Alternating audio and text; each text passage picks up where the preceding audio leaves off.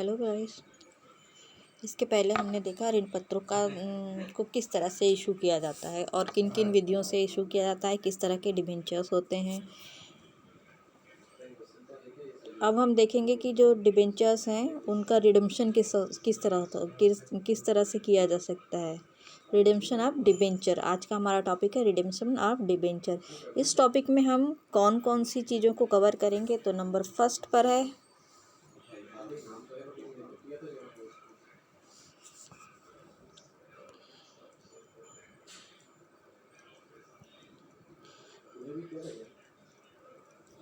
Source of fund.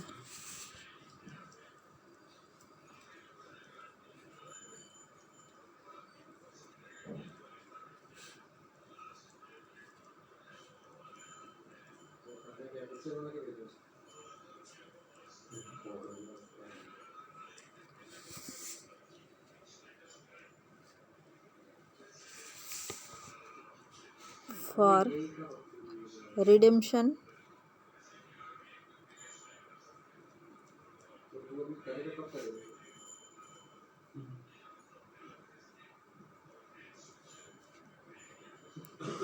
of debenture।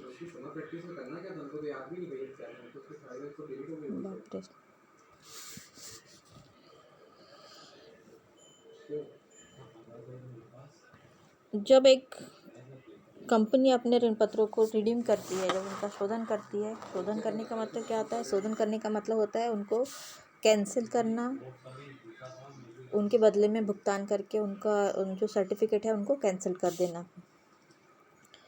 तो जब भी कोई कंपनी अपने डिबेंचर्स को रिडीम करती है तो उसको एक बड़े से अमाउंट की ज़रूरत पड़ती है, और इस अमाउंट के लिए वो अलग अलग तरीके इस्तेमाल करती है, जिसमें पहला तरीका है कि जो है fresh issue of share capital and debentures. किसी डिबेंचर के अगेंस्ट में वो नए शेयर इशू करती है या नए डिबेंचर इशू करती है।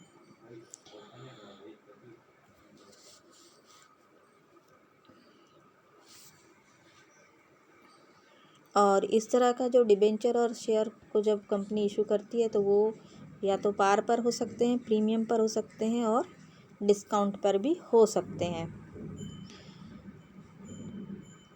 और जब इस तरह के जो डिबेंचर्स होते हैं उनके लिए किसी तरह का रिडेम्पशन रिजर्व बनाने की ज़रूरत नहीं पड़ती है। इसके बाद आते हैं हम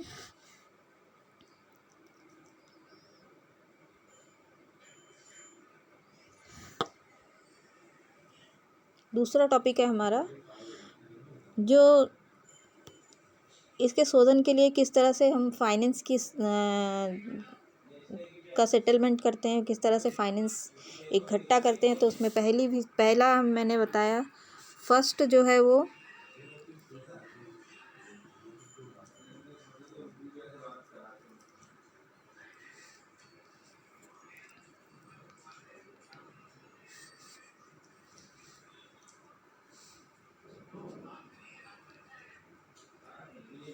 फर्स्ट है तुम्हारा फ्रेश इशू ऑफ शेयर।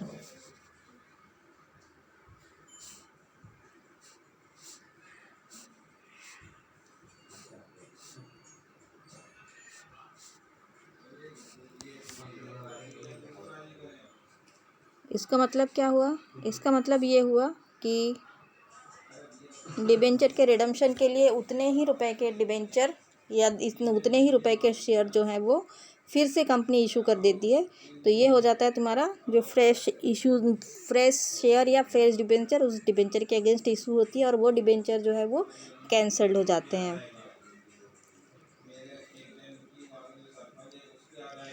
इसके बाद आता है redemption out of accumulated profit and sinking fund. इसके बाद है redemption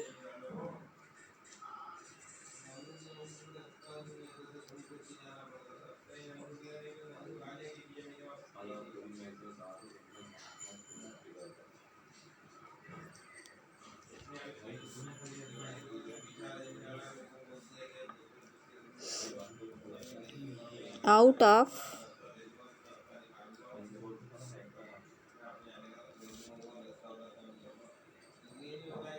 accumulated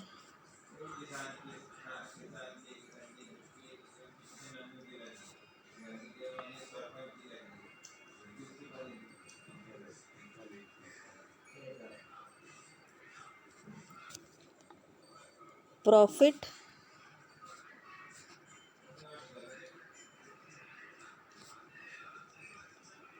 and sinking fund.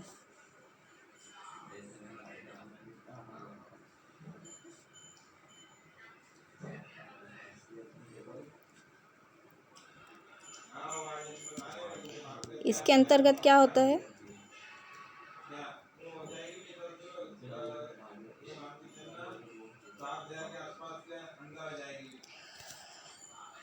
कि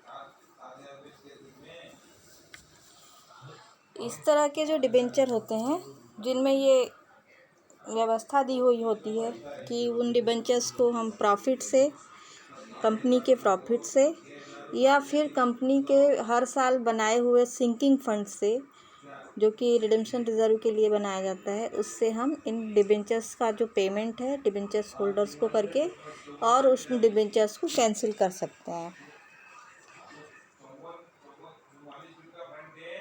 इसके बाद आते हैं हम redemption out of surplus fund.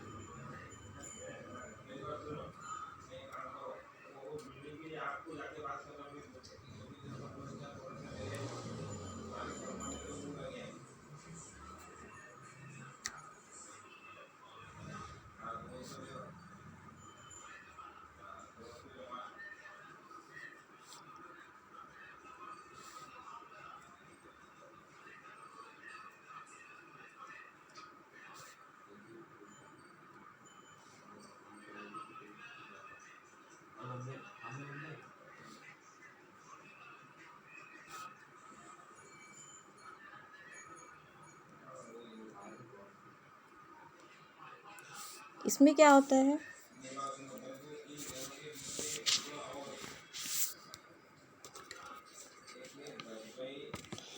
इसमें कंपनी अपने जो इनके पास जो सरप्लस पड़ा हुआ होता है पिछले साल का या इस साल का, जो भी सरप्लस होता है उससे कंपनी अपने ऋण पत्रों को खरीद सकती है, अपने खुद के ऋण पत्र खरीद सकती है और उनको कैंसिल कर सकती है। इसके बाद आते हैं हम redemption from the realising the asset.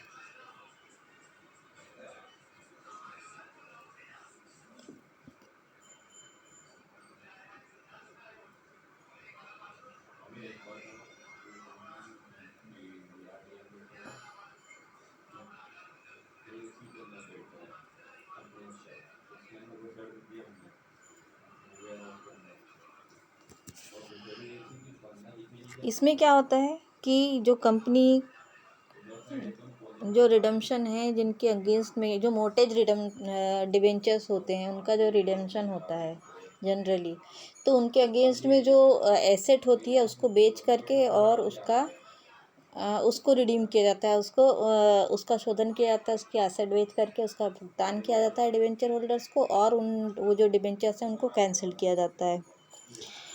Debenture की अलग अलग मेथड्स हैं। पहली मेथड्स है इसमें लमसम पेमेंट मेथड।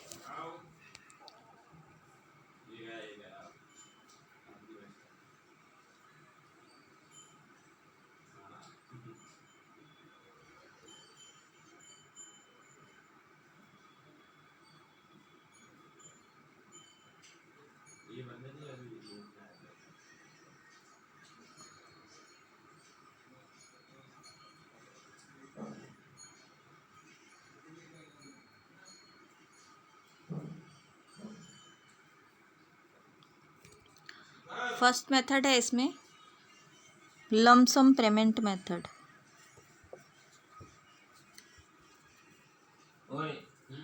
इसके यहाँ भी तेरे दोस्त को क्या निखिल के इसके यहाँ ममता तेरे के सामने वाले क्या पेक खत्म बता रहे हैं वो कल उसके यहाँ वो आया था घर पे बोलने।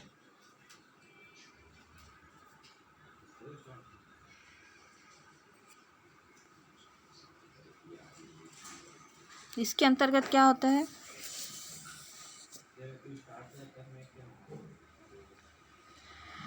इसके अंदर एक जो डिबेंचर एक फिक्स्ड टाइम पीरियड में रिडीम होने वाले रहते हैं, उनके लिए जो कंपनी है एक मुश्त पेमेंट कर देती है और उन डिबेंचर्स को रिडीम कर लेती है।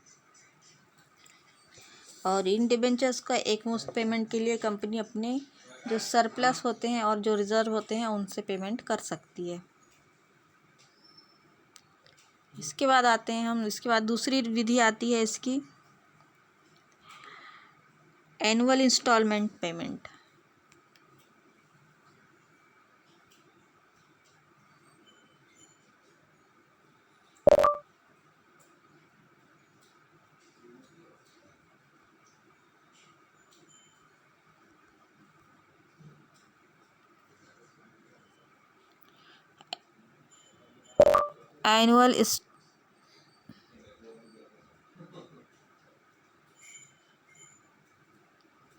Annual instalment method.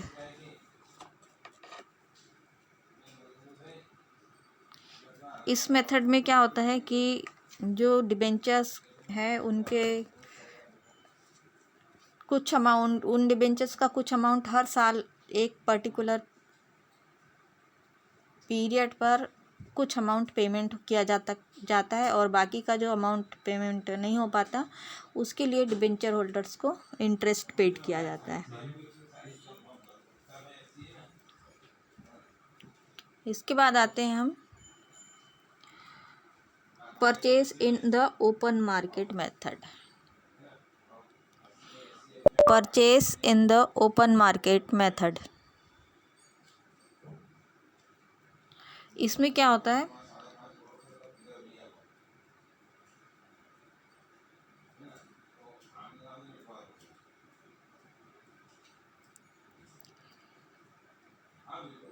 Purchase in the open market method, इसके अंतर्गत कंपनी जो है वो मार्केट से या बाज़ार से अपने जो डिबेंचर होल्डर्स हैं उनसे डिबेंचर परचेज़ कर लेती है, ख़रीद लेती है, उनको ज़्यादा पैसे दे करके ख़रीद लेती है। जब कंपनी के पास में अच्छा खासा रिज़र्व इकट्ठा हो जाता है, रिडम्पशन रिज़र्व या सरप्लस ज़्यादा हो जाता है, तो कंपनी उनसे अपने डिबेंचर्स ख़रीद लेती है और ख़रीद कर उनको कैंसिल कर देती है। इसके बाद आता है कन्वर्टेबल मेथड। कन्वर्टेबल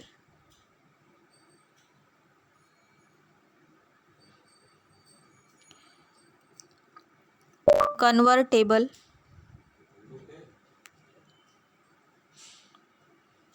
मेथड, इसके अंतर्गत क्या होता है कि जो डिबेंचर्स हैं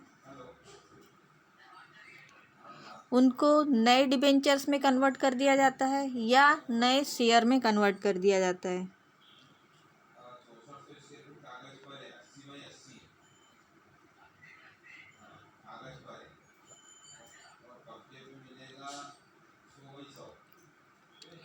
इसके बाद आती है एक निर्धारित अवधि के बाद भुगतान करने की जो आती है वो सिंकिंग फंड या फिक्स्ड पीरियड मेथड। इसके बाद आती है हमारी fixed period method. Fixed period method, इसके अंतर्गत क्या होता है? इसके अंतर्गत हर साल जो प्रॉफिट एंड लॉस अकाउंट है उसमें से एक पर्टिकुलर अमाउंट अलग किया जाता है, उसको इन्वेस्ट किया जाता है। वो अमाउंट और उसके इंटरेस्ट को मिला करके जो फंड बनता है उस फंड से एक टाइम पीरियड के बाद उस डिबेंचर को रिडीम कर दिया जाता है।